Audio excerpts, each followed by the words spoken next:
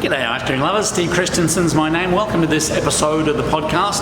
I am the self-appointed headmaster of Scoop School down here, St. Louis, Missouri. Hey, why don't you have a look at our website, scoopschool.com. We do consulting, we do classes, we can help you open or grow your ice cream business. We do want to thank our episode sponsor, this episode, which is Electro Freeze, based out of East Moline, Illinois. Been around 100 odd years making ice cream equipment, batch freezers, soft serve machines, shake machines, basically anything frozen dessert wise, Electro-Freeze can make it. Electrofreeze.com is the website. We appreciate their episode sponsorship. And in this episode, I want to talk a little bit about use by dates. Now, when you go to order your mix, and I want to talk specifically about mix and dairy products, because when you order your mix, depending on the type of manufacturing facility or dairy that you're getting it from, they will do two types of pasteurization. Generally two types. HTST, or high temperature short time, which generally has a use by date of about 20 days after the product is manufactured. And so by the time you get this product, by the time it goes through distribution, you might have 14, 15 days left on it, 2 weeks, which isn't too bad.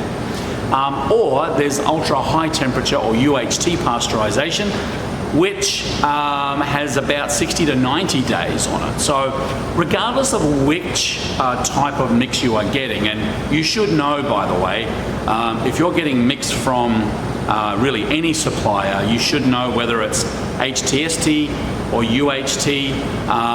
Generally you can pick by the use by date, but it's worth checking out. Now, each of those mixes will have a use by date on them. And I was touring a local mix and milk manufacturing facility. I've been touring it for years, taking classes through there and so forth.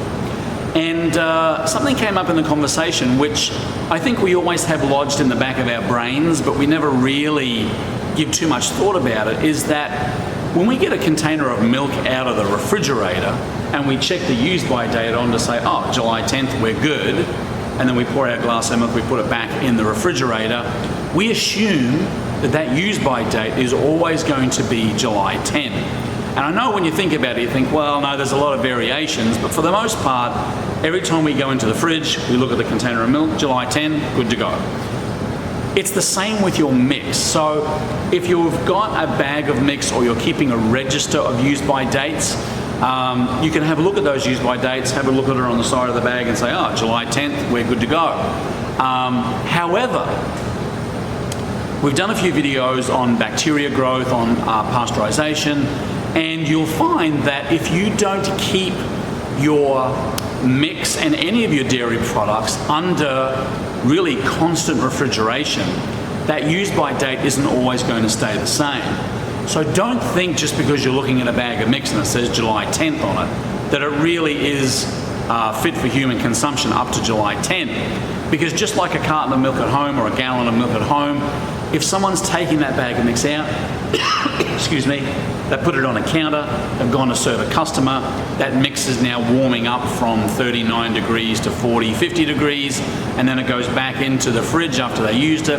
They might get it out, let it sit for a little bit longer, and what happens is, out of the regular scope, or what they call the temperature danger zone, which is in the United States anything over 40 degrees for refrigerated and anything under 140 degrees for warm food. When it gets into that temperature danger zone, then the use by date really doesn't apply anymore, because you've got bacteria now that's growing in that product.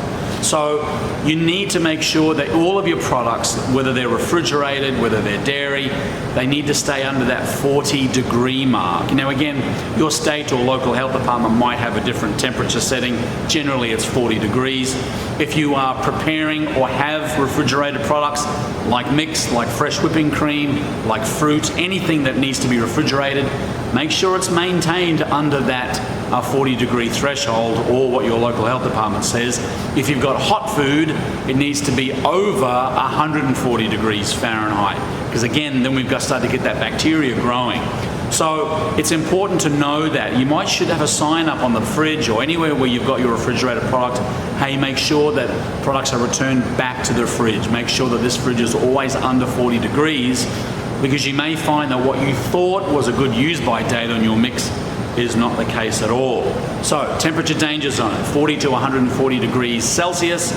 Fahrenheit. Sorry, you Celsius people. I've been in the United States now for about 15 years, and I've turned to the dark side. I'll put the comparable Celsius temperature down below, but temperature danger zone, 40 to 140 Fahrenheit. Make sure all of your dairy products are under 40 in constant refrigeration, otherwise your use-by dates may be all over the place. Thanks for tuning in, folks. Nice quick one today, but something that's very important. Again, thank you to Electro-Freeze for sponsoring this episode. And if you have, I was starting to get a dry throat. If you have any quandaries, questions, concerns about the ice cream business, or you want to get into the ice cream business, drop us a line, steve@scoopschool.com, or leave a comment below. Thanks for tuning in. See you in the next one.